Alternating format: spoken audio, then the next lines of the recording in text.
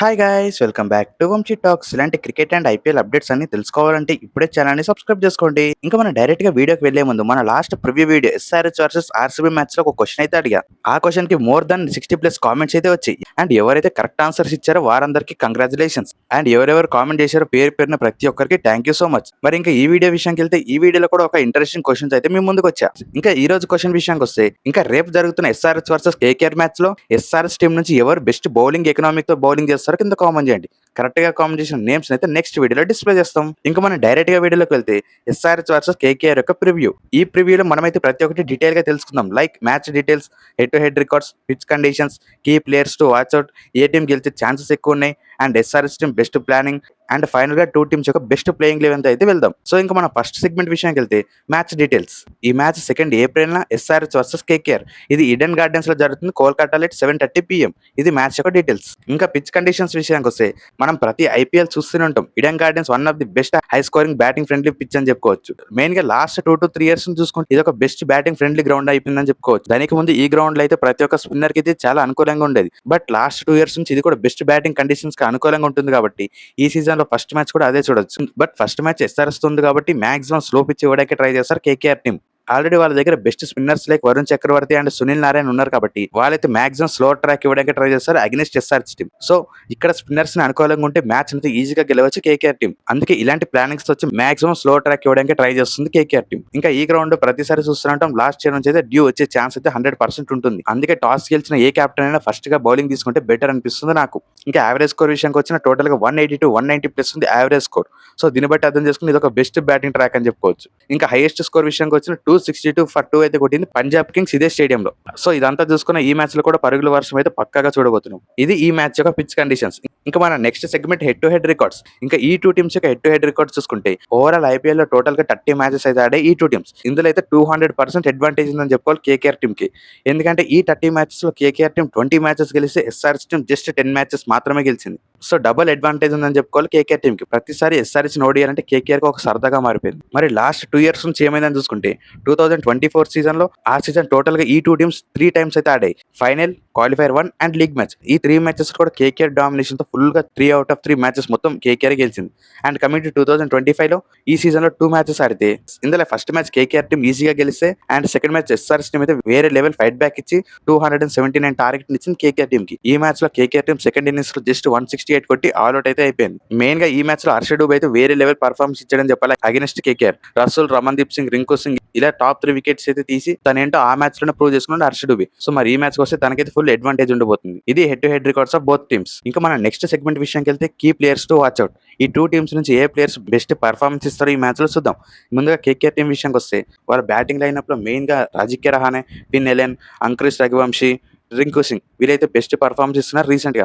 Main గా అంకుష్ రఘువంశీ అయితే వేరే లెవెల్ ఫామ్ లో ఉన్నాడని చెప్పుకోవాలి డొమెస్టిక్ లో అండ్ ఐపీఎల్ లో కూడా. అగెనిస్ట్ ముంబై ఇండియన్స్ కూడా తనదైన బెస్ట్ పర్ఫార్మెన్స్ ఇచ్చాడని చెప్పుకోవచ్చు. మెయిన్ గా వాళ్ళ ఓపెనర్స్ అయితే వేరే లెవెల్ పర్ఫార్మెన్స్ ఇచ్చాను against Mumbai Indians. Boult, Shardul Thakur, Hardik Pandya, Bumrah ఇలాంటి స్ట్రాంగ్ బౌలింగ్ డిపార్ట్మెంట్ ఉన్నప్పుడు కూడా పవర్ ప్లే లో డైరెక్ట్ గా 79 runs అయితే కొట్టారని చెప్పుకోవచ్చు. సో బెస్ట్ ఓపెనర్స్ గా మారిపోయారు కేకేఆర్ కి ఇప్పుడు. అందుకే రహానే కోసం, ఫిన్ ఎలియన్ కోసం అయితే బెస్ట్ ప్లానింగ్స్ వస్తున్నాయి. ఎస్ఆర్హెచ్ టీం అయితే గేమ్ గెలుస్తుంది. లేకపోతే ఎస్ఆర్హెచ్ టీం గెలవడం ఇంపాసిబుల్ అయిపోతుంది వీళ్ళని అవుట్ చేయకపోతే. కమింగ్ టు బౌలింగ్ డిపార్ట్మెంట్ విషయానికి వస్తే ఎస్ఆర్హెచ్ కి ఎలాంటి ప్రాబ్లమ్స్ ఉన్నాయి దానికన్నా డబుల్ ప్రాబ్లమ్స్ కేకేఆర్ ఉన్నాయని చెప్పుకోవచ్చు. వాళ్ళ దగ్గర ఉన్న మెయిన్ ప్లేయర్స్ అందరూ ఇంజురీ కారణంగా బయటకు వెళ్ళిపోవడం వల్ల వాళ్ళ టీం అయితే పూర్ బౌలింగ్ అటాక్ తో ఉందని చెప్పుకోవచ్చు. మెయిన్ గా వాళ్ళ టీం నుంచి వరుణ్ చక్రవర్తి అండ్ సునీల్ నారాయణ వీళ్ళిద్దరు అవుట్ ఆఫ్ ఫామ్ వెళ్ళిపోతే వాళ్ళ బౌలింగ్ డిపార్ట్మెంట్ మొత్తం కొలాప్స్ అయిపోతుంది. లాస్ట్ మ్యాచ్ లో కూడా అదే చూసాం. సో ఈ మ్యాచ్ లో మెయిన్ గా ఎస్ఆర్హెచ్ టీం బ్యాటర్స్ అయితే వాళ్ళని టార్గెట్ చేసి కొడితే వాళ్ళ టీం నుంచి నో ఆన్సర్స్ వస్తాయి. ఇంకా వాళ్ళ main fast bowlers like Blessing Muzarabani, Vaibhav Arora, Kartik Tyagi and వాళ్ళ థర్డ్ స్పిన్నర్ అనుకుల్ రాయ్. ఇది కేకేఆర్ టీం యొక్క బౌలింగ్ డిపార్ట్మెంట్. అండ్ ఈ టీంలో మెయిన్ గా పవర్ ప్లే వేసేది బ్లెస్సింగ్ ముజర్బానీ కాబట్టి తన కోసం అయితే బెస్ట్ ప్లానింగ్స్ రావాలి ఎస్ఆర్హెచ్ ఓపెనర్స్.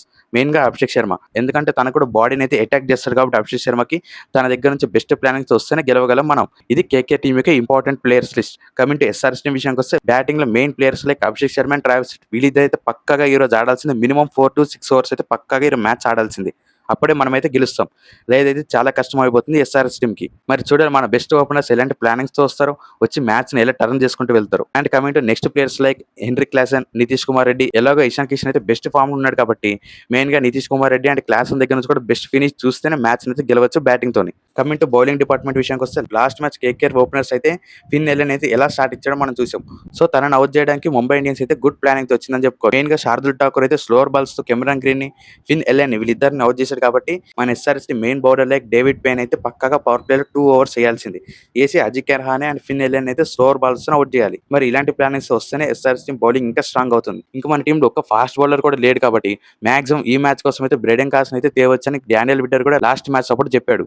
మరి తను నిషాన్ మలింగ ప్లేస్ లో తెస్తారా లేదంటే వేరే ప్లేయర్ ని తెస్తారా దాని గురించి అయితే ప్లేయింగ్ లెవెన్ చెప్పుకున్నప్పుడు అయితే మాట్లాడుకుందాం. ఇంకా main player like Jaydev Unadkat and Shivam Kumar కూడా వస్తే వీరైతే ఇంపార్టెంట్ బౌలర్స్ గా మారిపోతున్నారు ఈ మ్యాచ్ కోసం. ఓవరాల్ గా ఎంత కంపేర్ చేసుకున్న ఎస్ఆర్ఎస్ టీం బౌలింగ్ కొంచెం బెటర్ అనిపిస్తుంది నాకైతే అగెన్స్ట్ కేకేఆర్. ఎందుకంటే లాస్ట్ మ్యాచ్ లో వైభవ్ వరావర్ అయితే టోటల్ గా 4 ఓవర్స్ లో 52 రన్స్ అండ్ అన్ని ప్లేయర్స్ కూడా including Varun Chakravarthy and Sunil Narine వీళ్ళందరూ కలిసి more than 11 or 12 per over అయితే ఇచ్చారు. But coming to SRS team Jaydev Unadkat, David Payne, Harsh Dubey, Nitish Kumar Reddy వీళ్ళందరూ కూడా బిలో 10 ఉంది కాబట్టి మ్యాచ్ అయితే కొంచెం కంట్రోల్ చేస్తే SRS team bowling department. And main గా ఈడెన్ గార్డెన్స్ అయితే పెద్ద గ్రౌండ్ కాబట్టి లాస్ట్ టైం బెంగళూరు చాలా చిన్న స్టేడియం, అందులో డేవిడ్ పెయిన్ కి 2 to 3 వికెట్స్ కాస్త 6 గా మారాయి. బట్ ఈ స్టేడియంలో మాత్రం అలా జరిగే ఛాన్స్ అయితే లేదు. అందుకే కొంచెం పాజిటివ్ గా రావచ్చు అని చెప్పుకోవచ్చు SRS team bowling department, SRS fans కూడా. ఇంకా మనం డైరెక్ట్ గా నెక్స్ట్ 2 టీమ్స్ యొక్క బెస్ట్ ప్లేయింగ్ లెవెన్ ఎలా ఉంటుందో చూద్దాం. ముందుగా కేకేఆర్ విషయానికి వస్తే ఓపెనర్స్ గా Ajinkya Rahane and Finn Allen, number 3 లో కెమెరాన్ గ్రీన్, నెంబర్ 4 లో అంకుల్ రఘువంశీ, నెంబర్ 5 లో రింకు సింగ్, నెంబర్ 6 లో రమన్దీప్ సింగ్, నెంబర్ 7 లో అనుకుల్ రాయ్, నెంబర్ 8 లో సునీల్ నారాయణ్, నెంబర్ 9 లో వరుణ్ చక్రవర్తి, నెంబర్ 10 లో వైభవ్ వరారా అండ్ 11th పొజిషన్ లో బ్లెస్సింగ్ ముజర్బానీ అండ్ ఇంపాక్ట్ ప్లేయర్ అయితే కార్తిక్ త్యాగ్ అయితే రావచ్చు. ఇది కేకేఆర్ టీం యొక్క ప్లేయింగ్ లెవెన్. ఇంకా ఈ ప్లేయింగ్ లెవెన్ లో 3 స్పిన్నర్స్ అండ్ 3 ఫాస్ట్ బౌలర్స్ అయితే వెళ్తుంది KKR team. And coming to SRS team playing eleven విషయానికి వస్తే ఓపెనర్స్ గా Abhishek Sharma, Travis Head, number 3 లో ఇషాన్ కిషన్, నెంబర్ 4 లో క్లాసెన్, నెంబర్ 5 లో నితీష్ కుమార్ రెడ్డి. ఈ టాప్ 5 అయితే ఫిక్స్ అయింది ఈ ప్లేయింగ్ లెవెన్ లో. కమింగ్ టు 6th పొజిషన్ నుంచి చాలా డౌట్స్ ఉన్నాయని చెప్పొచ్చు ఈ ప్లేయింగ్ లెవెన్ లో. ఎందుకంటే ఫస్ట్ మ్యాచ్ చాలా బ్యాటింగ్ డెప్త్ తో వెళ్ళింది. ఆ బ్యాటింగ్ డెప్త్ లో కూడా ఓపెనర్స్ ఇద్దరు ఫెయిల్ అవ్వడం వల్ల టోటల్ గా 200 రన్స్ మాత్రమే వచ్చాయి. సో కమింగ్ టు బౌలింగ్ లో కూడా ఆ 200 రన్స్ ని 20 ఓవర్స్ లో కవర్ చేయలేపింది కాబట్టి మరి ఈ మ్యాచ్ కోసం ఎక్స్ట్రా బౌలర్స్ తో వెళ్తారా మరి లేదంటే అదే అల్ట్రా అగ్రెసివ్ మోడ్ తో ఇంకో ఎక్స్ట్రా బ్యాట్స్మెన్ తీసుకుంటారని ఫుల్ డౌట్స్ గా మారిపోయింది. ఎవరికి కూడా ఈ ప్లేయింగ్ లెవెన్ ఫిట్ చేయడం చాలా కష్టంగా అయిపోయింది. మరి ఎస్ఆర్ఎస్ టీం ఇలాంటి ప్లేయింగ్ లెవెన్ తో వస్తుందని నేనైతే చాలా ఇంట్రెస్టెడ్ గా ఉన్నా. సో మనమైతే ఈ ప్రస్తుతానికి నెంబర్ 6 లో సలీల్ అరోరాని అయితే పెడదాం, నెంబర్ 7 లో శివంగ కుమార్, నెంబర్ 8 లో హర్ష్ డూబే, నెంబర్ 9 లో జయదేవ్ ఉన్నట్కట్, నెంబర్ 10 లో హర్షల్ పటేల్, నెంబర్ 11 లో డేవిడ్ పెయిన్. ఇంకా కమింగ్ టు ఇంపాక్ట్ ప్లేయర్ గా అనికేత్ వర్మ అయితే పెట్టుకుందాం. ఇది SRS team full playing eleven and impact player list. ఇదైతే SRS team first bowling playing eleven అని చెప్పుకోవచ్చు. మరి ఈ ప్లేయింగ్ లెవెన్ లో ఏమైనా చేంజెస్ చేయొచ్చు అంటే 100% చేయాల్సింది అదే బ్రెడెన్ కాస్. మెయిన్ గా ఇక్కడ డేవిడ్ పెయిన్, హర్షల్ పటేల్, జయదేవ్ ఉన్నట్కట్ వీళ్ళు ముగ్గురు కూడా స్లోవర్ బౌలర్స్.